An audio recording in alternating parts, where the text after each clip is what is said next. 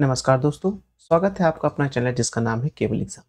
इसमें हम यूपीएससी 2024 के लिए हम लोग पीटी 365 विज़न मैगज़ीन को कंप्लीट कर रहे थे।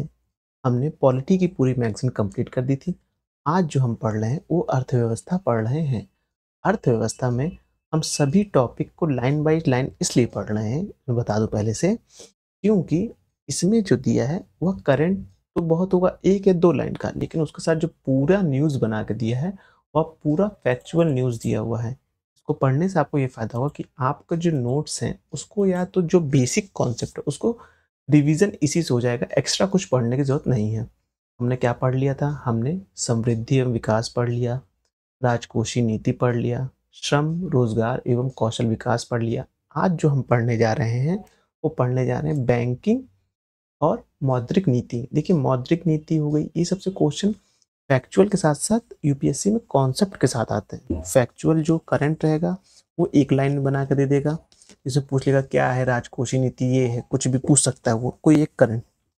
बाकी 2-3 स्टेटमेंट ऐसे देगा जो बिल्कुल आपके फैक्चुअल होती है, जिसको आपको अपने नोट से पढ़ के जाना रहता है। तो अब की बार इसने ऐसा किया है कि बैंकिंग और मौद्रिक नीति में, मतलब कि पूरी अर्थव्यवस्था में इसने पूरे अपने नोट्स भी दे दिए हैं, तो बहुत इम्पोर्टेंट हो जाता है। तो उसी को आज देखने जा रहे हैं। चलिए प्रारंभ करते हैं। लेकिन उससे पहले मैं आपको बता दूं, अगर आपने अभी तक हमारे चैनल को सब्सक्राइब नहीं किया, सब्सक्राइब कर लीजिए। वीडियो अच्छी लगे तो लाइक करिए और अपने सुझाव देने के लिए कमेंट भी करिए और ज़्यादा से ज़्यादा इस वीडियो को शेयर भी करिए।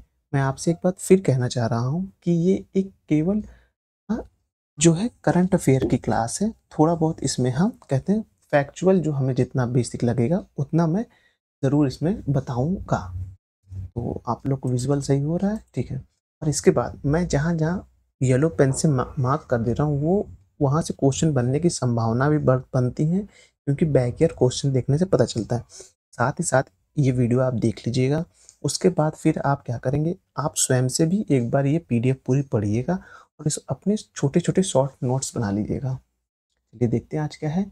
पहला है बैंकिंग एवं मौद्रिक नीति के बारे में। पहला इसका चैप्टर क्या आ रहा है कि वृद्धिशील नकद आरक्षित अनुपात, यानी कि incremental cash ratio reserve ratio के बारे में देख रहे हैं।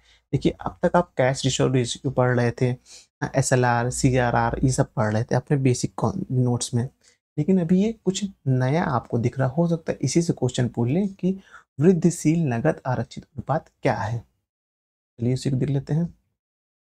भारतीय रिजर्व बैंक ने भारतीय रिजर्व बैंक ने बैंकिंग सिस्टम में मौजूदा अधिशेष तरलता को अवशोषित करने के लिए आईसीआरआर का उपयोग किया है।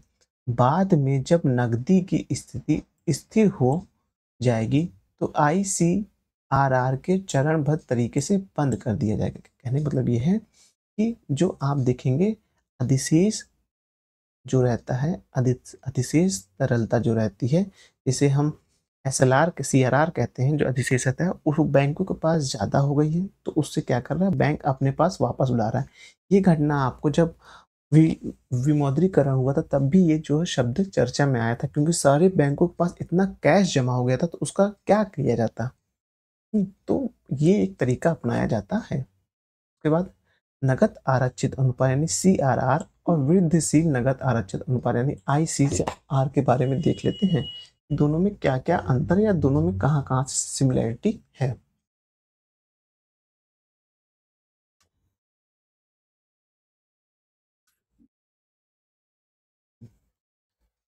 सीआरआर बैंकों को अपनी कुल जमा राशि का एक निश्चित प्रतिशत आरबीआई के पास आरबीआई के पास नकद के तौर पर रखना पड़ता है, जिससे सीआरआर कहा जाता है, यानी कैश रिजर्व रेशियो।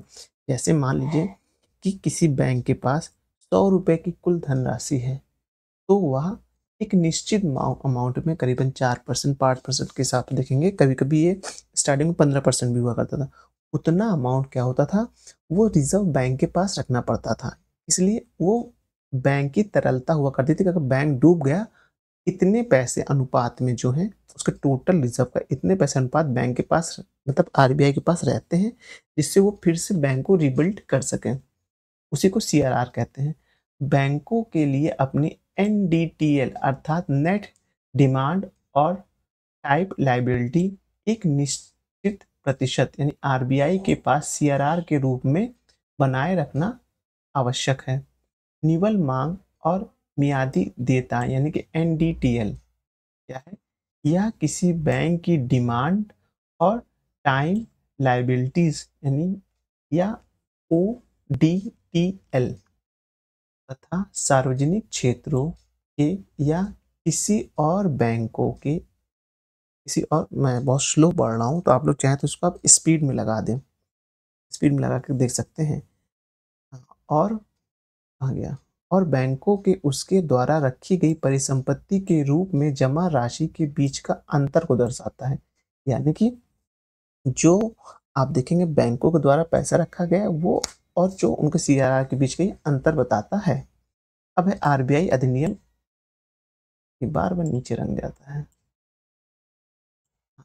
आरबीआई अधिनियम 1934 को देख लेते हैं क्योंकि आरबीआई का जो स्टेबिलिटी हुई है वो 1934 के माध्यम से हुई है। उसको देख लेते हैं। ये ध्यान रखिएगा आरबीआई अधिनियम 1934 याद रखिएगा। के अनुसार सभी अनुसूचित वाणिज्यिक बैंक जिसमें सार्वजनिक और निजी क्षेत्र के बैंक, विदेशी बैंक, क्षेत्रीय ग्रामीण बैंक तथा सहकारी बैंक शामिल हैं के लिए सीआरआर रखना अनिवार्य है। यानी कि आरबीआई अधिनियम 1934 का देखेंगे तो उसमें आप देखेंगे कि सीआरआर रखना सभी बैंकों को चाहे वो जिस प्रकार का बैंक हो उसको जरूरी है। आईसीआरआर क्या देख लेते हैं क्या है? आईसीआरआर वस्तुतः नगद आरक्षित अनुपात के समान है। इसमें बैंकों को अपने धन का निश्चित हिस्सा आरबीआई के पास अलग रखना पड़ता है। इस राशि पर कोई ब्याज नहीं मिलता है। ध्यान रखिएगा इस राशि पर कोई ब्याज नहीं मिलता है।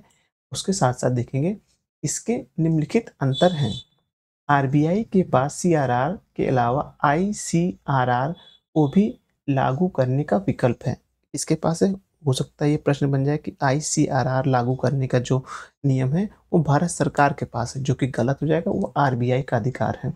दूसरा, वसूली जाने वाली यह ब्याज दर सीआरआर से अलग होती है। जो सीआरआर पे जो ब्याज मिलता है उससे यह अलग ब्याज आपको मिलेगा। अब है सीआरआर के साथ साथ आईसीआरआर को कैसे लागू किया जाता है। पहले है केवल सीआरआर को लागू होना। इसमें क्या होता है? मांग की एनडीटीएल का 100 रुपए, जिसमें से देखेंगे आप 4.5% की दर से सीआरआर लागू होता है, आपको पता है।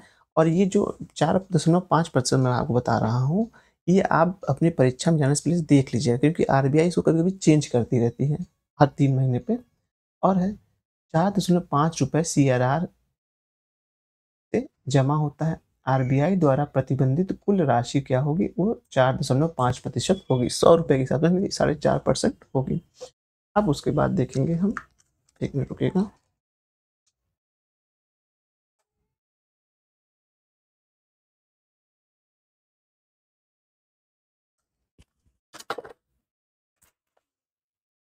हो गया। अब है सीआरआर के साथ आईसीआरआर का लागू होना, मतलब दोनों का लागू करने कैसे होता है।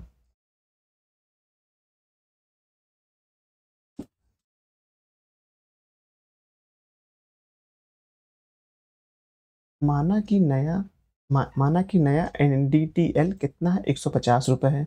और एनडीटीएल में 50 रुपये की वृद्धि हो गई है। 100 रुपये पहले था, अब एनडीटीएल कितना हो गया? 150 हो गया।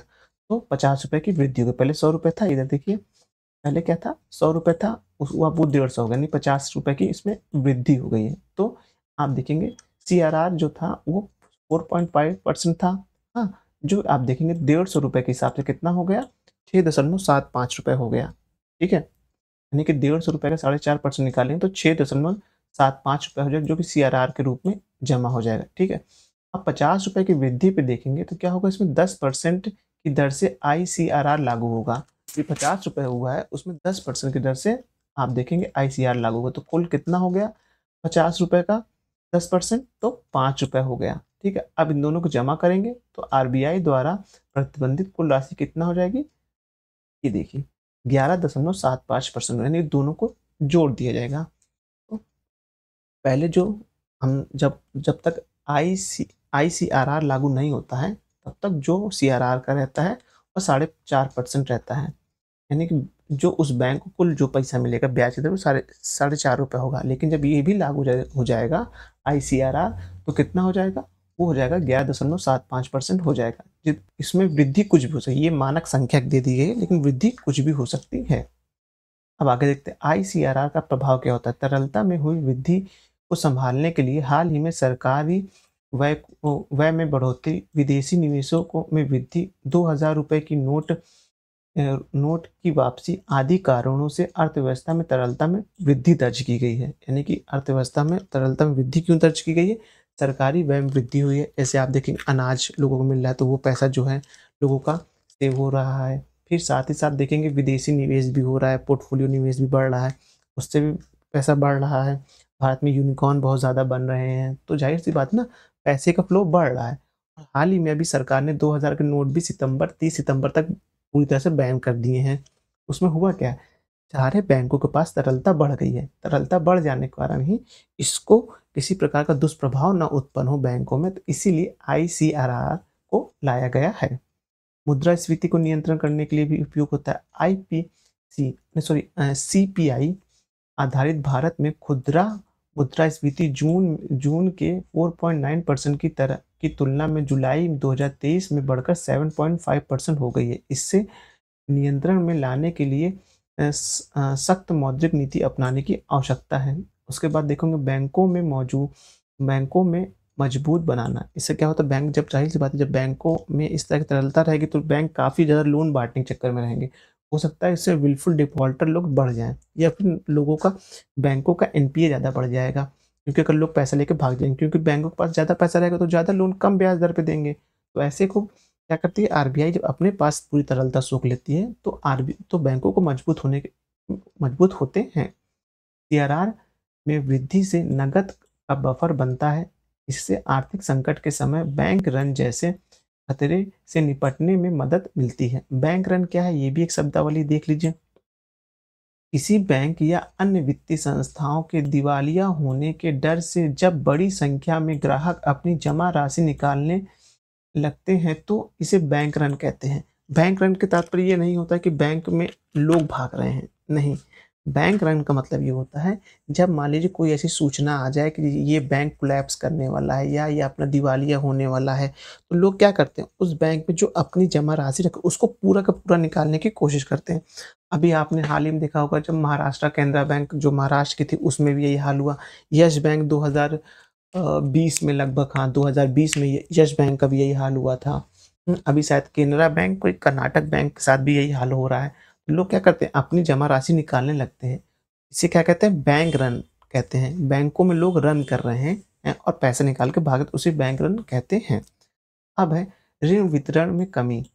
जब तरलता अधिक रहेगी, जब आरबीआई पूरी तरलता अपने पास ले लेगी तो बैंक ऋण नहीं ले पाएंगे। उसी के बारे में है। ऋण वितरण में कमी होगी, वस्तु और सेवाओं की मांग में कमी आएगी। इससे कुल अर्थव्यवस्था की कुल और समग्र मांग में कम हो जाएगी। उसके बाद देखते हैं तरलता प्रबंधन के अन्य उपाय क्या होता है। जब जब ज़्यादा तरलता हो जाए तो उसके उपाय के लिए पहले आईसीआरआर बढ़ा देना, फिर आईसीआरआर बढ़ा देना। उसके बाद स्थायी जमा सुविधा जो होती है उसको बढ़ा देना, जो होता है एसडीएफ जो होता है उसको बढ़ा देते हैं। जिसमें देखेंगे इसके तहत आरबीआई बैंकों में कोई सरकारी प्रतिभूति दिए बिना उसे सरकारी जमा को अवशोषित कर लेती है। यानी कि आरबीआई जो होती है, सरकार बिना कोई सरकारी प्रतिभूति जारी किए ही उस तरलता को अपने पास बुला लेती है। रेपो और रिवर्स रेपो दर में बदलाव हो जाता है। इन दरों में बदलाव से बैंक में जमा राशि पर मिलने वाली ब्याज दर के साथ साथ ऋण देने की दर पर भी प्रत्यक्ष प्रभाव पड़ता है। खुला बाजार परिचालन क्या होता है वो देख लें। ओपन मार्केट ऑपरेशन, ये ओपन मार्केट ऑपरेशन 3-4 बार परीक्षाओं में यूपीएससी के आ चुका है। आरबीआई द्वारा सरकारी प्रतिभूति बॉन्ड की बिक्री या खरीद में खुले बाजार का परिचालन कहा जाता है। फिर है आर्थोपाय अग्रिम क्या होता है वो देख लेते हैं। इस यह केंद्र और राज्य सरकार को अस्थायी तौर पर ऋण देने की सुविधा होती है। मतलब केंद्र और राज्य सरकार को अस्थायी तौर पर ऋण देने की एक सुविधा होती है। अब दूसरा टॉपिक देखेंगे कि रिजर्व बैंक, भारतीय रिजर्व बैंक द्वारा अधिशेष तरलता, वही जो अधिशेष जो वही ना आईसीआर को शो क्लियर उसी के बारे में है। हाल ही में भारतीय रिजर्व बैंक आरबीआई ने 2022-23 के लिए केंद्र सरकार को अधिशेष के रूप में 1 मिनट रुकिएगा।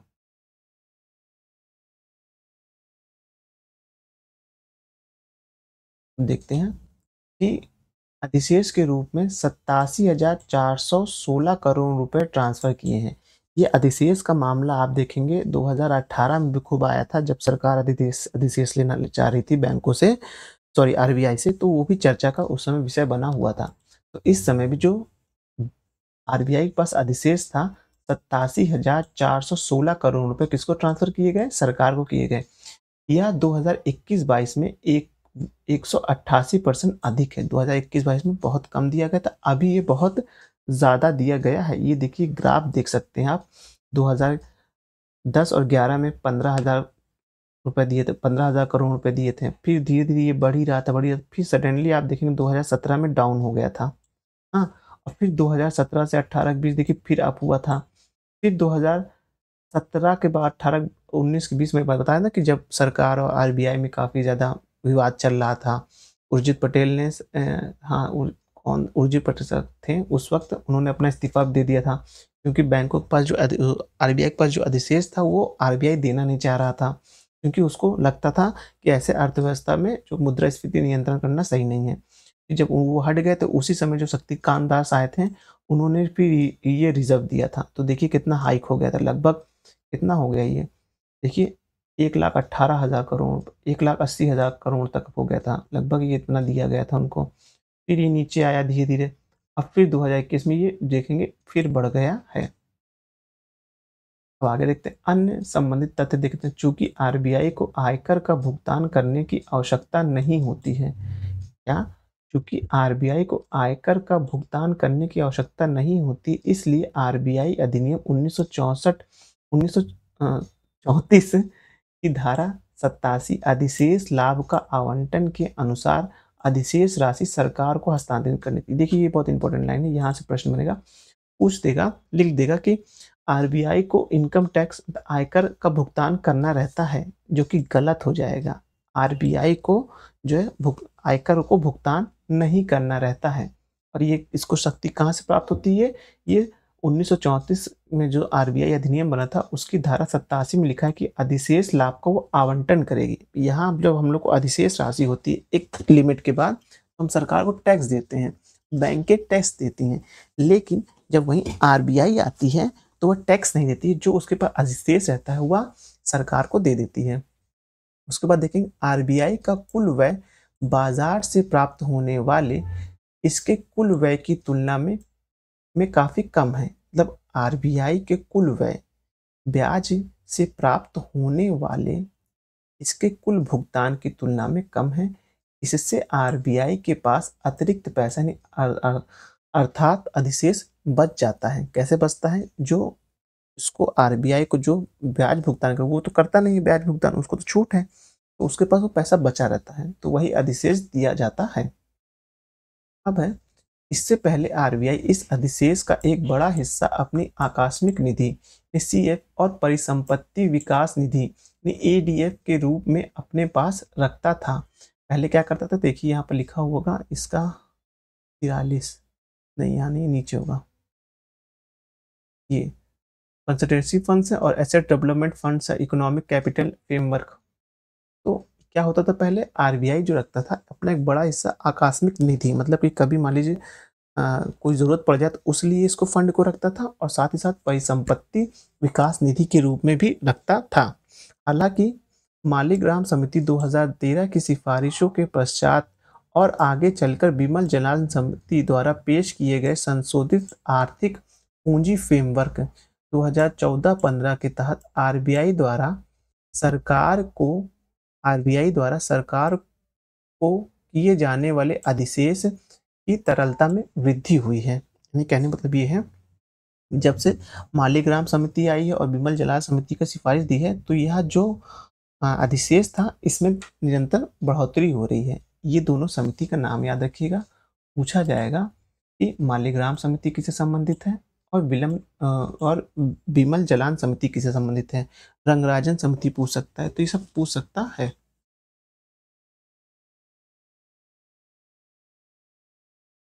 आगे देखते हैं कि London inter bank offered rate, LIBOR जो होता है, एक लाइबोर होता है, माइबोर होता है, मतलब सभी जगहों का अपना अपना जब देखेंगे एक रेट होता है हर एक देश के बैंक का, तो उसे जैसे माइबोर होता है, हाँ, उस पर लाइबोर होता है, ऐसे इंडिया का भी होता है। इस तरह सभी बैंकों का अपना अपना एक फंक्शन होता है। उसी के बारे में हाल ही में भारतीय रिजर्व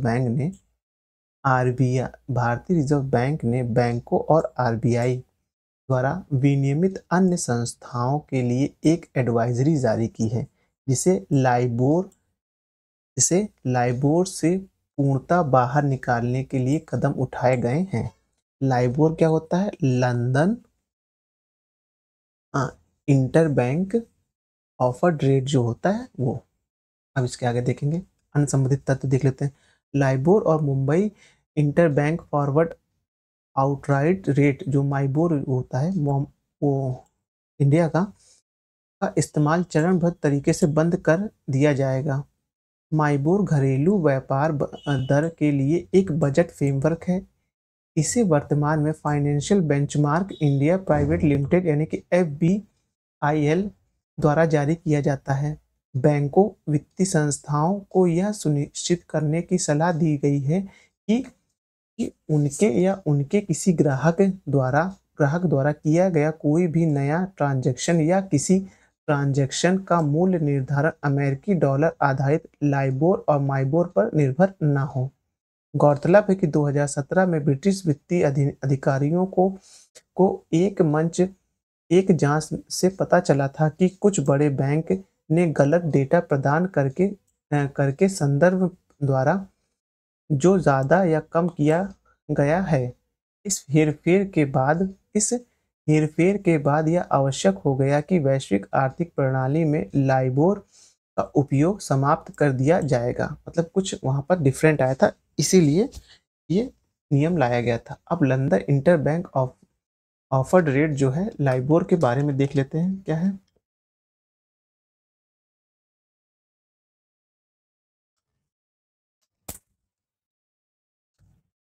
हम्म, अब बेंचमार्क क्या है? बेंचमार्क दर क्या है? लाइबोर एक वैश्विक बेंचमार्क दर ब्याज दर है। सरल शब्दों में लाइबोर का इस्तेमाल वैश्विक स्तर पर ब्याज दरों को तय करने के लिए एक बेंचमार्क यानी कि यह एक संदर्भ के द्वारा तैयार किया जाता है। इस दर पर प्रमुख वैश्विक बैंक अंतरराष्ट्रीय इंटरबैंक बाजार से एक दूसरे से ऋण लेते हैं। ये ऋण अल्प अवधि के लिए दिए जाते हैं। देखिए इंपॉर्टेंट क्वेश्चन बन गया कि लाइबोर क्या है, क्योंकि पहले परीक्षाओं में आ चुका है। लाइबोर क्या है? ये पूरे विश्व लेवल पे आप देखेंगे, इंटरनेशनल लेवल पर जो सभी बैंक को जो एक दूसरे से ब्याज जब उधार लेती हैं, एक देश से दूसरे देश के बैंक, उनके लिए एक ब्याज दर है। और उसमें क्या हुआ था, ये अल्पावधि के लगभग 90 दिन से कम की अवधि के लिए ये उधार लिया जाता है। हो सकता है लिख दे कि लाइबोर जो है वो एक दीर्घ अवधि काल के लिए वो ब्याज दर लेती है, तो जो कि गलत हो जाएगा, ये अल्प अवधि के लिए होता है। अब वित्तीय बेंचमार्क देख लेते क्या है। मूल निर्धारण, निपटान और वित्तीय अनुबंध के मूल्यांकन के उद्देश्य से उपयोग किए जाने वाले सूचकांक, मूल्य या संदर्भ दरों को वित्तीय बेंचमार्क कहा जाता है। अब है विनिमय 2014।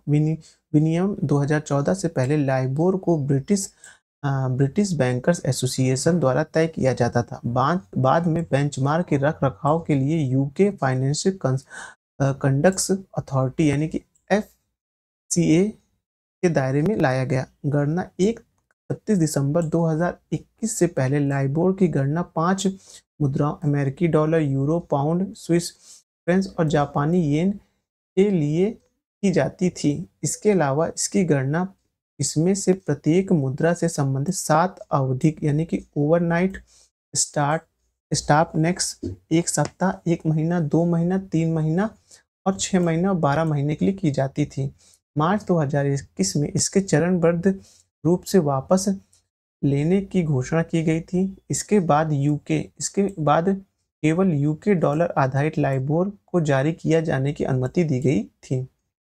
अब लाइबोर पर निर्भरता को खत्म करने से भारत को मिलने वाले लाभ क्या-क्या हैं? वित्तीय पोषण की लागत में कमी।